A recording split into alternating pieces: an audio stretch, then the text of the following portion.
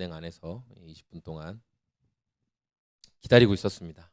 은행 안에서 기다리고 있으면서 막 여러 생각이 됐어요. 왜 하필 막 걸렸을까? 또 왜 오늘일까? 왜 또 내가 이곳에 이 CD기를 이용하러 왔을까? 뭐 옆에 있는 CD기를 하면 더 좋았을까? 막 별 생각을 다 했어요.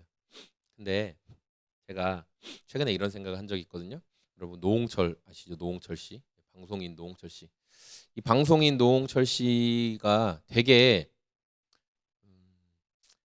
되게 자유분방하게 사는 것 같고 또 그가 하는 사업들도 되게 잘 되고 그래서 요새 젊은 어, 층한테는 그래도 이렇게 이제 완전 젊은 층은 아니지만 또 뭐 30대, 40대 그렇게 무한도전이라는 그 예능에서 알던 노홍철 씨와 또 다른 모습의 그런 노홍철 그러니까 사업가로서 또 막 전 세계를 여행하면서 그리고 요새 이렇게 빠니보틀 같은 그런 유명한 여행 유튜버랑 같이 이렇게 여행을 다니면서 그 올리는 영상들이 조회수가 사람들이 엄청 관심을 많이 갖게 되더라고요. 뭐 저도 여행 유튜버들 좋아하고 하니까 또 이렇게 보게 되는데 거기에서 발견하는 이 노홍철 씨의 특징이 뭐냐면 그 뭐 이렇게 예를 들어 그 빠니보틀이랑 같이 갈 때 그 박재한 씨가 이렇게 얘기를 해요. 형님, 저 이번 여행 코스 이렇게 준비했어요. 하면은 야, 빠니야, 너무 좋은데?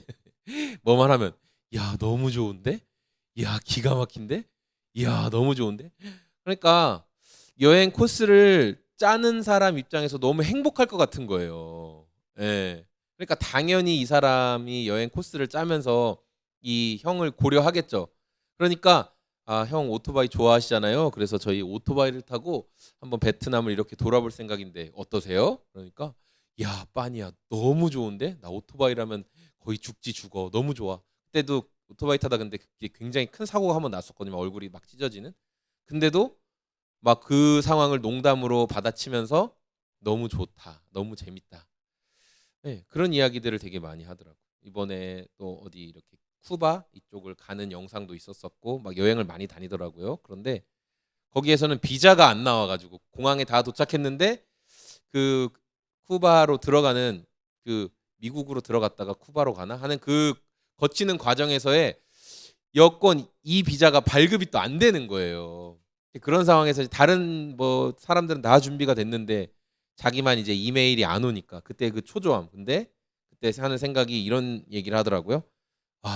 그러니까 이제 노홍철 씨가 뭐 신앙인이라고 말하진 않았으니까 신께서 또 나에게 어떤 럭키한 일을 주시려고 이런 시련을 주시나 이런 고난을 주시나 하면서 자기에게 어떤 어려움이나 문제가 생겼을 때 그걸 나 망했다 좌절이다 생각하지 않고 야 어떤 큰 게 기다리고 있나 또 어떤 또 큰 이벤트가 나를 기다리고 있나 하면서 더 그 상황 어차피 내가 못 바꾸는 상황이잖아요. 뭐 내가 대사관에 가서 지금 따질 거예요. 뭐 할 거예요. 그러니까 그냥 기다린다는 거예요. 못 가면 야, 어쩔 수 없지. 너희끼리라도 가라. 나는 뭐 하루 이틀 뒤에라도 따라갈게. 뭐 이런 마음인 거죠. 근데 정말 이렇게 아주 그 비행기 이게 클로즈가 되기 얼마 게이트가 닫히기 얼마 안 됐을 때 딱 비자 메일이 와가지고 이제 막 급하게 들어가는 야 이것도 콘텐츠다 하면서 막 그런 모습들. 그냥 제가 그런 장면들을 보면서 나도 좀 저런 태도를 갖고 싶다. 내 계획대로 안 되는 일이 훨씬 많은데 그럴 때 막 초조해하고 막 원망하고 불평하지 말고 하나님 또 어떤 걸 계획하고 계신 겁니까? 하나님, 또 제 삶에 또 어떤 것을 계획하고 계십니까? 막 이런. 저는 이런 마음은 있거든요. 제가 이렇게 이번에 그 3040 코어 예배를 저희가 진행했잖아요.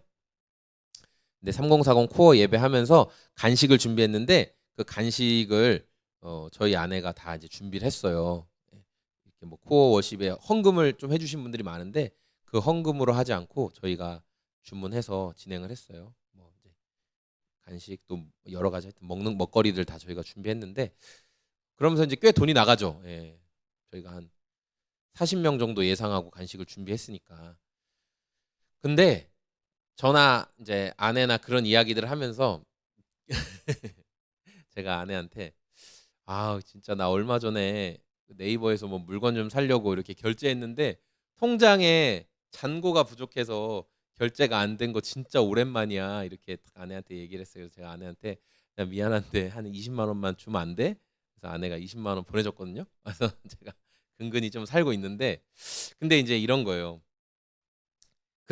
그러면서 이제 간식을 이제 준비하고 또 막 이렇게 전화가 와서 "더 가겠다." 막 이런 너무 좋습니다. 와 오세요." 막 이렇게 연락을 하고 하면서 제가 아내한테 "간식 좀 더 늘려야 되겠어. 간식 더 준비해야 되겠어." 막 이렇게 얘기했어요. 그러니까 아내가 너무 흔쾌히 오케이. 그럼 더 한 10 명분 더 준비할게요." 막 이렇게 됐어요. 제가 "와 한 10 명분 준비하면 돈이 또 더 나가는데 괜찮아?" 이렇게 얘기하니까 아내가 뭐라고 얘기했냐면은 뭐 어차피 돈이 통장에 쌓이는 것도 아니고 그냥 스쳐가는 게 너무 많기 때문에 괜찮다." 그런 식으로 이야기를 했어요. 네 맞아요. 그러니까 저는 우리가 주님 기뻐하시는 일을 위해서 재정을 사용하고 막 흘려보내면 하나님께서 그 이상의 것으로 채우시는 경험을 저는 많이 했거든요. 그래서 저는 그 부분에 대한 거는 막 아깝진 않아요. 그러니까 주님 기뻐하시는 일을 위해서 쓰면 분명히 하나님께서 여러 가지 경로를 통해서 다 채워 주세요. 그 부분에 대해서. 그런 거에 대해서는 별로 제가 막 아유 막 걱정하고 돈을 왜 그렇게 쓰나 막 그런 생각은 안 하거든요. 오늘 이런 이 말씀에도 보면은 이제 이스라엘을 향해 다시 한번 언약을 기억해라. 이 내용이 나오는 거예요. 다시 한번 하나님이 주신 언약을 기억해라. 시내 산에서 받았던 그 언약을 지금 이제 모압 평지에서 다시 한번 이 약속을 기억해라 하면서 말씀하고 있어요.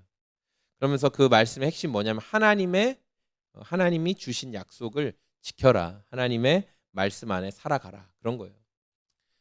하나님의 말씀을 지킨다. 하나님의 약속 안에 살아간다라는 건 뭐냐면 그냥 결론적으로는 하나님이 계신 것을 인정하면서 사는 거죠. 하나님이 계신 것을 인정하면서 사는 거예요. 그런데 저의 삶의 모습을 돌아볼 때 조금만 내 뜻대로 되지 않고 조금만 내 계획대로 되지 않고 내가 생각한 방향대로 흘러가지 않으면 굉장한 원망과 불평이 제 안에 계속 나와요. 다듬어지고 있는 상황이지만 예수님을 닮아가고 있는 과정이라고 저는 믿고 있지만 여전히 그게 되게 어려워요. 그래서 오늘 은행에서 그 돈 입금하면서 잘 안 돼서 딱 돈이 걸리고 그러면서 그 업무를 담당하시는 분이 올 때까지 한 20분 정도 걸렸고 그다음에 그분이 또 오셔서도 이 금액이랑 이런 것들 또 확인해 봐야 되기 때문에 그렇게 해서 한 또 10분 또 그냥 기다렸어요. 그러니까 30분 정도 그냥 은행에서 가만히 기다렸어요. 우리나라는 진짜 좋은 나라여 가지고 은행 업무 보는데 사실 30분이면 얼마 기다린 것도 아니죠. 예. 얼마 기다린 것도 아니에요. 뭐 해외에서 은행 업무 이렇게 하시는 분들은 막 미국 같은 막 그 선진국이라고 해도 막 진짜 오래 막 뭐 몇 시간 잡고 가는 분들도 많은데 30분 기다려서 그 일 다 해결되는 거는 사실 어려운 일도 아닌데 근데 하도 금방금방 빨리빨리 즉시로 터치하면 바로 반응하는 그런 세상을 살다 보니까 '왜 하필 그게 걸려서.' 하면서 막 제 안에 막 원망과 그런 마음들이 잠깐이나마 일어났어요. 그런데 그때 내가 하나님의 백성이라면 하나님의 약속과 말씀을 지키며 살아가는 사람이라면 이 일을 행하신 하나님의 그 계획과 섭리 안에 내가 여전히 살아가고 있는 거 아닌가? 30분 정도 늦추신 하나님의 계획이 있는 거 아닌가? 그런 생각이 들었습니다. 그래서 자전거 타고 오면서 그래 내가 오늘 원래 계획대로라면 한 10시 조금 안 돼서 우리 교회에 도착해야 됐었지만 도착하니까 한 11시 한 10분 막 15분 그 정도 되더라고요. 교회 오니까. 그렇게 한 30분 정도 늦추신 우리 하나님의 뜻이 있겠지. 계획이 있겠지. 그런 생각을 하면서 제가 오게 되었어요. 오늘 이 신명기 29장 말씀을 보니까 이런 말씀이 등장하는데 이제 하나님이 행하신 일들을 다시 한번 모세가 말해 주면서 당신들은 하나님이 행하신 3절의 큰 시험과 굉장한 표징과 기적을 당신들의 눈으로 직접 보았습니다. 4절 그러나 바로 오늘까지 주님께서는 당신들에게 깨닫는 마음과 보는 눈과 듣는 귀를 주지 않으셨습니다.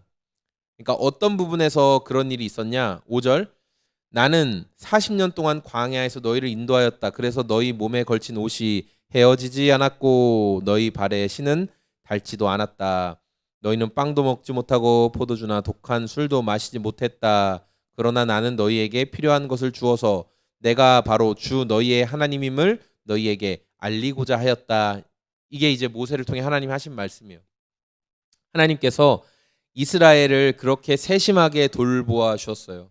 여러분 요새 엄청 기술이 좋은 그런 우리의 옷과 이런 신발도 얼마 계속 쓰고 하다 보면은 헤어지죠. 옷소매 같은 데가 구멍이 나고, 네, 신발도 뒤축이 다 닳거나, 네, 앞부분이 뭐 찢어지거나 헤어지는 일이 벌어져요. 그러나 하나님께서 그 옛날에도 그렇게 세심하게 이스라엘을 정말 돌보아 주셨다라는 거예요. 근데 중요한 거는 이 사람들에게 깨닫는 마음과 보는 눈, 듣는 귀를 주지 않았다. 그러니까 그들이 하나님이 일하신 것을 보고도 경험하고도 깨닫거나 알아먹거나 하지 못했다라는 것이 성경의 말씀이죠. 그러니까 영적인 눈이 어두워져서 하나님이 하신 것들을 모르는 거예요. 그러니까 요즘 하나님께서 저에게 주시는 이 말씀을 통해 계속해서 그 경험하게 하시는 어떤 한 가지 주제가 있다면 이 부분인 것 같아요. 내가 경험하고 내가 누렸고 내가 보았던 놀라운 것들이 다 하나님의 섭리와 은혜 가운데 있는 것인데, 내가 계획했던 뭐 예를 들어 100가지 것 중에 한 몇 가지가 한 10가지 정도가 안 됐다. 그러면은 그 90가지의 하나님이 이루어 주신 것을 감사하고 바라보기보다는 그 한 가지 진행되지 않은 것 때문에 계속 마음이 쓰이는 거예요. 하나님 앞에 계속 원망이 되는 거예요. 아, 그 한 가지는 왜 안 해주셨을까? 아, 그 한 가지는 왜 안 이루어주셨을까? 대체 왜 그 한 가지는 하나님께서 능력이 없나? 아, 그 정도는 해주실 수 있는 거 아닌가라는 그 한 가지에 자꾸만 사로잡혀서 원망과 불평을 하게 되는 거죠. 그러니까 그동안의 섭리와 돌보아 주심과 먹여주심과 채워주심과 함께 해주심은 생각도 안 하고 계속 원망과 불평만 하는 모습을 보게 된다라는 겁니다. 그래서 하나님께서 너희들 마음의 변화가 있어야 돼. 너희들 마음이 변하지 않으면 정말 이 하나님의 약속의 말씀을 지키면서 살아갈 수가 없어 하면서 마음의 부분을 이제 뒤에 말씀으로 갈수록 계속 다루시거든요. 그러면 이 하나님의 약속을 신뢰해야 될 대상이 누구냐? 하나님의 약속은 누가 신뢰해야 될까? 이스라엘 사람들, 날 때부터 히브리인들, 그런 사람들만 하나님의 약속을 대해야 되냐? 근데 그게 아니었어요. 10절 말씀해 보니까 오늘 당신들은 각 지파의 지도자들과 장로들과 관리들을 비롯하여 온 이스라엘 사람 곧 당신들의 어린 아이들과 아내들과 당신들의 진 가운데서 함께 사는 외국 사람과 당신들에게 장작을 패해 주는 사람과 나아가서는 물을 길어 오는 사람에 이르기까지 주 당신들의 하나님 앞에 모두 모였습니다. 그러니까 물 길어 오는 사람, 장작 패는 사람, 이 사람들 거의 이스라엘에서는 어떤 노예와 같은 그런 역할을 하는 사람들이었어요. 왜냐하면 원래는 멸망당해야 되는, 진멸당할 뻔한 사람들인데 꾀를 냈죠. 그래가지고 저희가 멀리서 온 사람들입니다. 여호와의 이름을 들었습니다. 저희를 여러분의 종으로 사용해 주시고 저희들을 죽이지 말아 주십시오. 그래서 그냥 약속을 해버렸어요.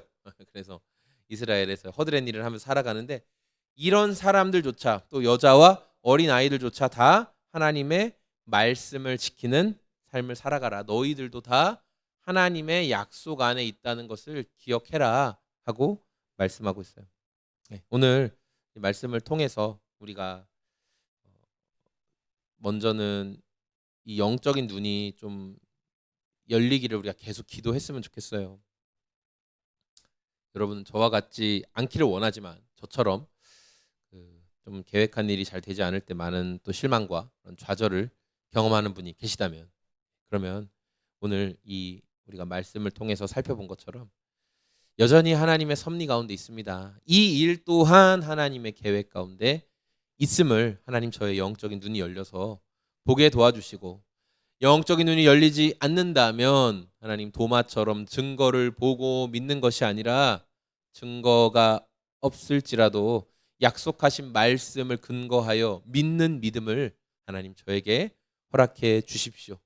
약속을 믿고 살아갈 수 있는 저희들 되기를 원합니다.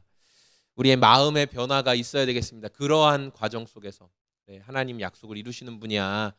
하나님 이 부분 왜 막으셨을까? 거기에 너무 이렇게 마음을 쓰지 말고 좀 그래요. 어떤 분이 얘기했는데 좀 하나님 행하실 것들에 약간은 느슨하게 그냥 소망은 갖는 거예요. 어떤 소망은 갖되 너무 구체적이고 막 정확하게 이렇게 이런 방법으로 안 하시면 이건 하나님이 일하신 게 아닙니다라는 게 아니라 소망은 갖되 그것을 느슨하게 하나님께서 이루시고 이끄실 것을 기대합니다. 느슨한 소망을 가지고 주님 따라 갈 수 있는 저희들 되길 원합니다.